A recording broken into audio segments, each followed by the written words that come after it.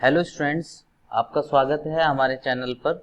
और आज हम पढ़ने वाले हैं चैप्टर 6 क्लास 12 का, जो कि है इलेक्ट्रोमैग्नेटिक इंडक्शन।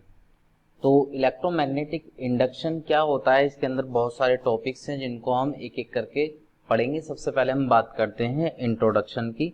तो जैसा कि आप जानते हैं, आपने पिछले चैप्टर में पढ़ा था कि अगर आपके पास में ये कोई वायर है और इस वायर के अंदर आपका करंट फ्लो करा रहे हैं, आप ये करंट फ्लो हो रहा है, तो this is wire, we can write, and current is flowing, और ये एरो आपको डायरेक्शन को शो कर रहे हैं। एंड स्टूडेंट्स, आप जानते हैं कि करंट क्या होता है। करंट होता है the rate of flow of charge, and in case of this wire the current is flowing due to electrons, और इलेक्ट्रॉन्स की जो फ्लो होने की डायरेक्शन होती है वो अपोजिट डायरेक्शन में फ्लो करते हैं, यानी कि इलेक्ट्रॉन जो है वो ऊपर से कुछ इस तरह से नीचे की तरफ फ्लो करा रहे हैं, तो करंट नीचे से ऊपर की तरफ जा रहा है। तो बेसिकली चार्ज जब फ्लो कराते हैं तो करंट फ्लो होता है, और चार्ज के मोशन की वजह से, यानी कि मूविंग चार्ज की वजह से, हम लास्ट चैप्टर में पढ़कर आए हैं कि इसके चारों तरफ मैग्नेटिक फील्ड जनरेट होता है, और जिसको आप फाइंड आउट कर सकते हैं with the help of right hand thumb rule, और ये उसकी डायरेक्शन होगी। तो अभी हम यहाँ क्या कहते हैं कि जब चार्ज मूविंग चार्ज, यानी कि मूविंग, यहाँ लिख सकते हैं मूविंग चार्ज क्या प्रोड्यूस करता है, मैग्नेटिज्म।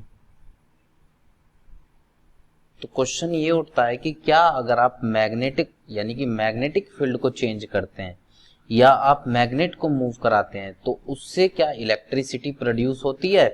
यानी कि क्वेश्चन ये उठा कि क्या मैग्नेटिज्म और इलेक्ट्रिसिटी में किसी तरह का कोई संबंध है, कोई सिमेट्री है। तो इसका आंसर आता है यस। दैट मीन्स अगर आप बात करते हैं मूविंग मैग्नेट, तो मूविंग मैग्नेट का मतलब क्या होता है कि आप मैग्नेटिक फील्ड को चेंज कर रहे हैं, तो इससे क्या प्रोड्यूस होता है, इलेक्ट्रिसिटी प्रोड्यूस होती है। तो इसको आप किस बिहाफ पर हम कह सकते हैं, इसको हम कह सकते हैं कि दो साइंटिस्ट जिनका नाम, एक थे माइकल फैराडे और दूसरे जोसेफ हेनरी, इन्होंने यूके में और इन्होंने यूएसए में कुछ एक्सपेरिमेंट किए अराउंड 1830 में। तो उन एक्सपेरिमेंट के बिहाफ पर ये प्रूफ हो गया कि जब जब आप मैग्नेटिक फील्ड को चेंज करते हैं तो इलेक्ट्रिसिटी प्रोड्यूस होती है।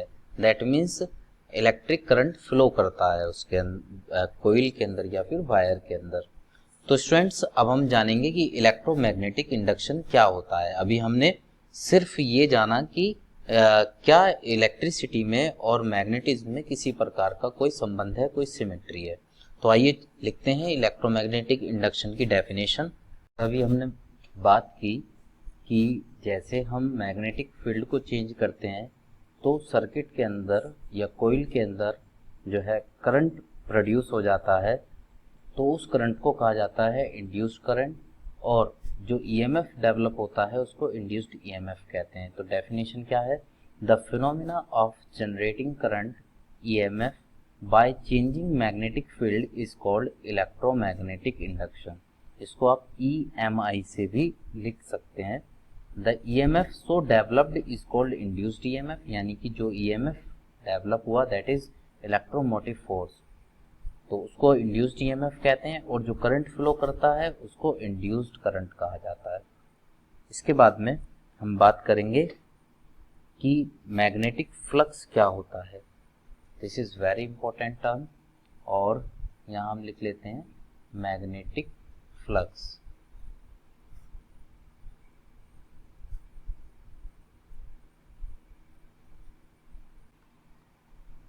स्टूडेंट्स, मैग्नेटिक फ्लक्स होता है कि किसी सरफेस से कितनी मैग्नेटिक फील्ड लाइंस पास होकर जाती हैं। आप यहाँ देख पा रहे हैं कि जो ग्रीन कलर से लाइंस बनी है, these are the magnetic field lines, और दिस इज द सरफेस, और इस सरफेस से जितनी भी मैग्नेटिक फील्ड लाइंस पास होकर जा सकती हैं उनको हम कहते हैं कि वो मैग्नेटिक फ्लक्स होगा।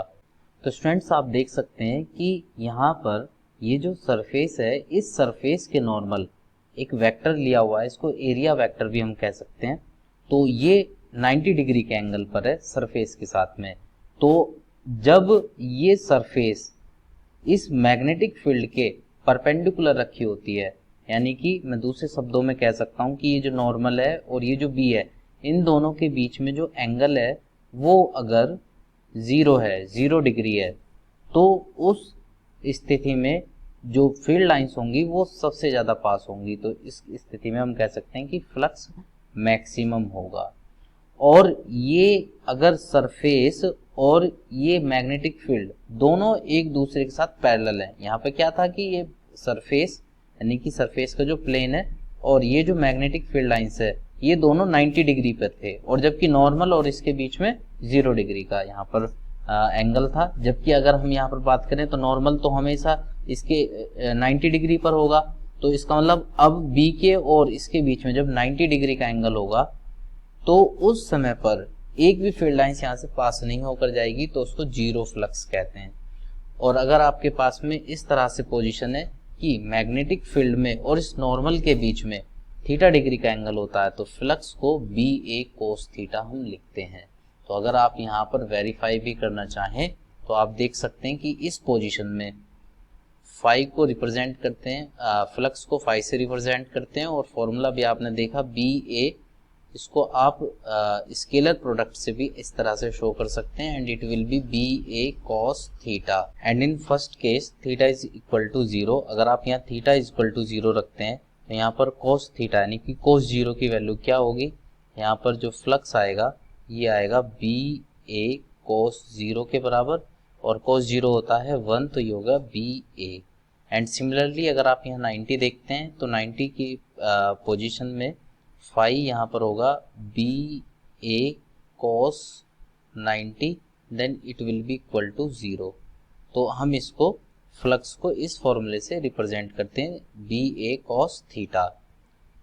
तो डेफिनेशन यहाँ पर हमने क्या लिखी, एक बार उस डेफिनेशन को देख लेते हैं। Magnetic flux through any surface held in magnetic field B, यानी कि मैग्नेटिक फ्लक्स किसी भी सरफेस से जो कि मैग्नेटिक फील्ड बी में रखा हुआ है, is measured by the total number of magnetic lines of force crossing the surface, यानी कि ये इस बात से हम इसको रिप्रेजेंट कर सकते हैं या मेजर कर सकते हैं कि कितनी मैग्नेटिक फील्ड लाइंस इस एरिया से पास होकर जाती हैं। तो स्टूडेंट्स आप यहाँ देख सकते हैं कि इसको यहाँ पर एन कैप से दिखाया गया है। तो एन कैप क्या होता है, यहाँ पे ये एन कैप जो है वो यूनिट वेक्टर है। This is unit vector which is normal to the surface, इस सरफेस के ये नॉर्मल होता है।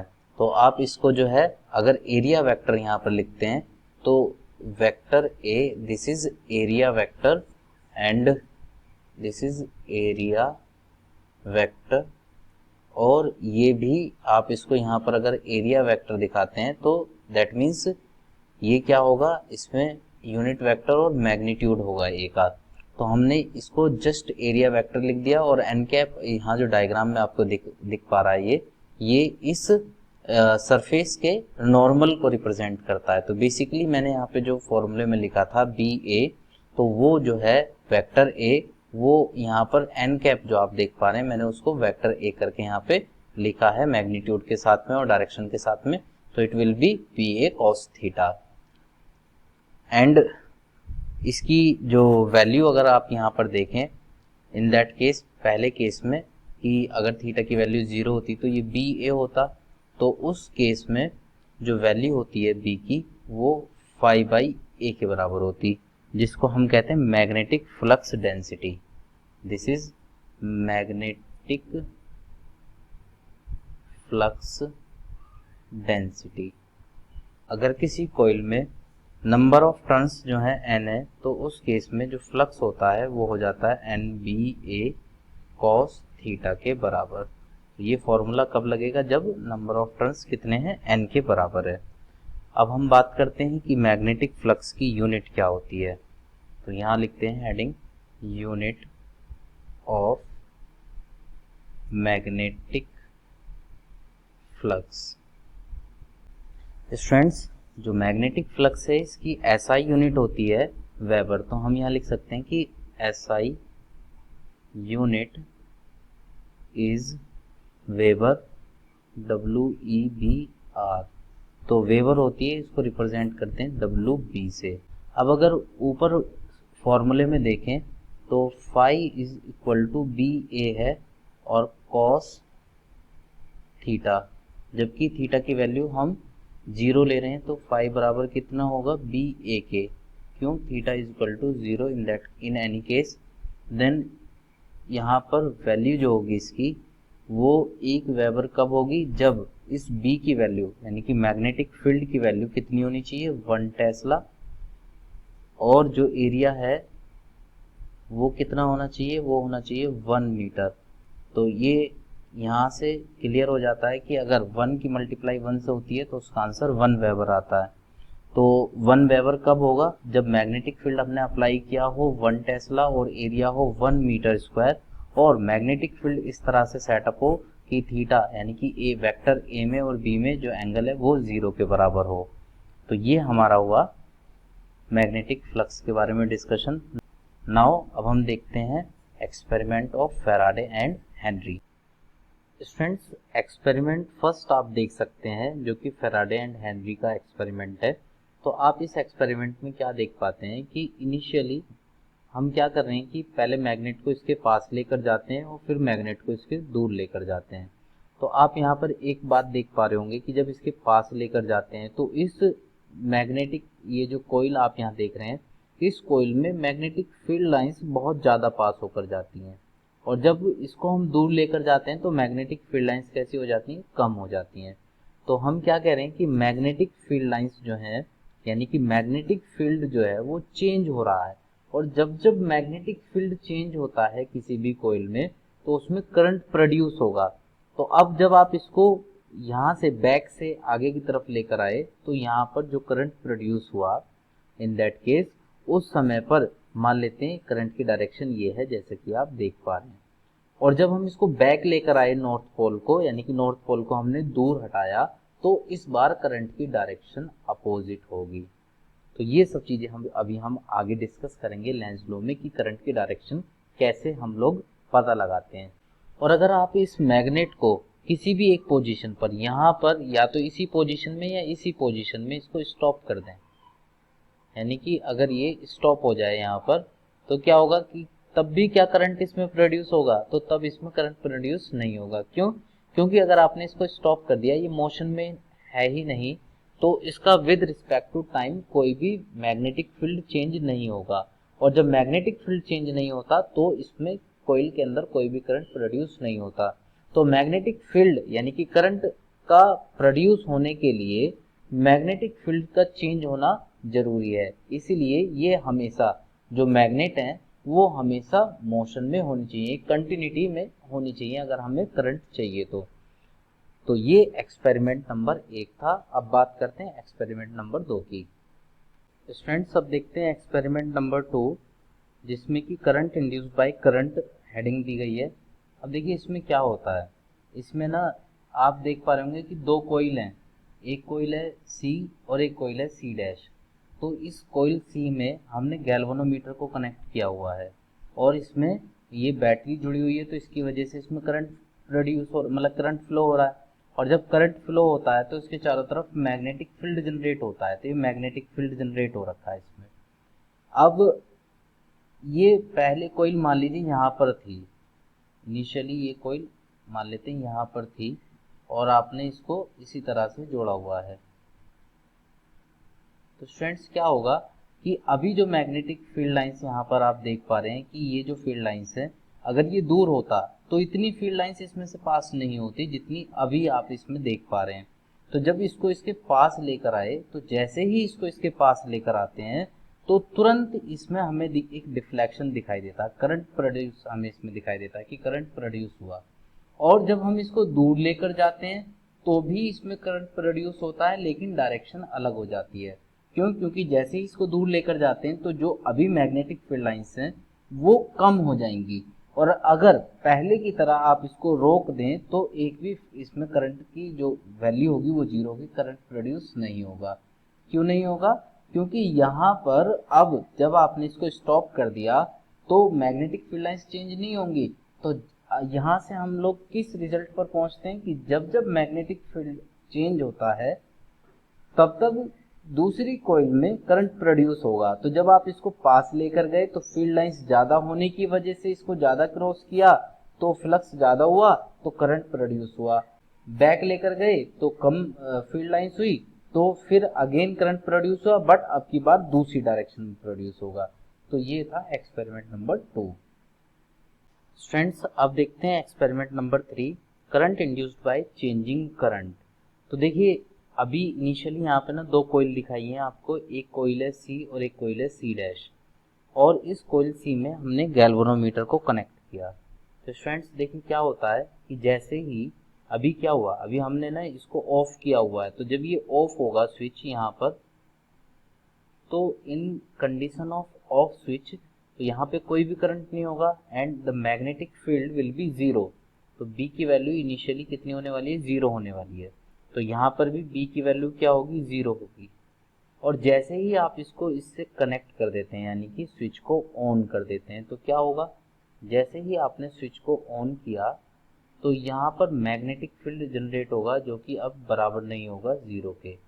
तो मैग्नेटिक फील्ड इस कंडीशन में जीरो के बराबर नहीं है और यहाँ पर मैग्नेटिक फील्ड जनरेट होगा। ये करंट यहाँ से ऐसे जाएगा और ये इधर की तरफ ऐसे कोइल में करंट आया और इस वजह से यहाँ पर हम क्या देख पाते हैं कि मैग्नेटिक फील्ड जनरेट होगा कुछ इस तरह से।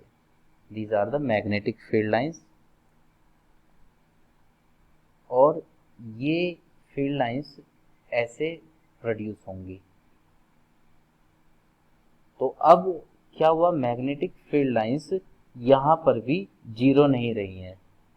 तो मैग्नेटिक फील्ड चेंज हुआ, मैग्नेटिक फ्लक्स चेंज हुआ, पहले जीरो था अब वो जीरो से बढ़ गया। तो इसमें क्या होगा? करंट प्रोड्यूस होगा और उसकी डायरेक्शन कुछ इस तरह से होगी। ये करंट प्रोड्यूस हुआ। अब सेकंड केस में जैसे ही हमने इसको फिर से ऑफ किया तो जैसे ही हम इसको ऑफ करते हैं तो तुरंत सभी मैग्नेटिक फील्ड लाइंस यहाँ से गायब हो जाएंगी। ये मैग्नेटिक फील्ड लाइंस खत्म हो गई यानी कि मैग्नेटिक फील्ड कैसा हुआ? जीरो हुआ। और जैसे ही मैग्नेटिक फील्ड जीरो हुआ तो यहाँ पर क्या हुआ? अब मैग्नेटिक फ्लक्स अपोजिट डायरेक्शन में चेंज हुआ यानी कि पहले वो मैक्सिमम था और वो एकदम से जीरो हो गया। पहले जीरो था फिर मैक्सिमम हुआ तो करंट प्रोड्यूस हुआ। अब जैसे ही मैक्सिमम से जीरो हुआ तो जैसे दूसरे ऊपर एक्सपेरिमेंट में हम देख रहे थे यहाँ पर भी करंट प्रोड्यूस होगा और उसकी डायरेक्शन पहले वाली डायरेक्शन के अपोजिट होगी। तो जो हमने देखा था पहले की डायरेक्शन मान लेते हैं वो नीचे की तरफ थी, तो इस बार करंट इस तरह से फ्लो होगा।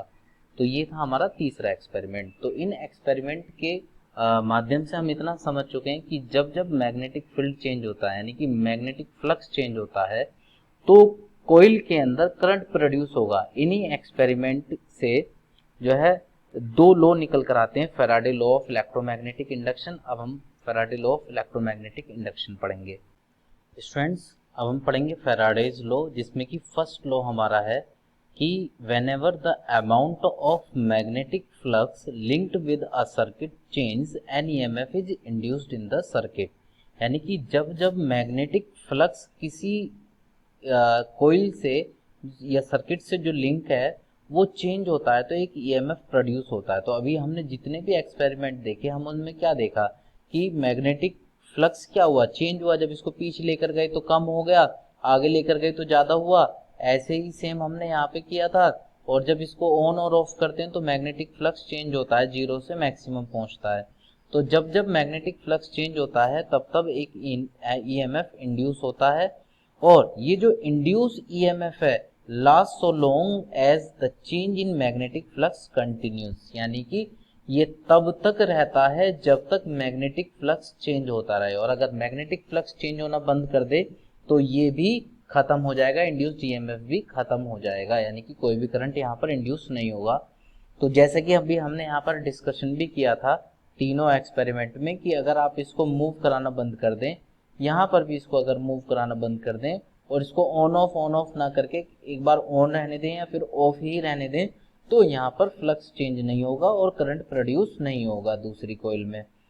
और सेकंड लॉ क्या होता है कि the magnitude of induced EMF, यानी कि ये जो ईएमएफ इंड्यूस हुआ है इसको हम रिप्रेजेंट करते हैं ई से, in a circuit is directly proportional, ये डायरेक्टली प्रोपोर्शनल है the rate of change of magnetic flux linked with the circuit.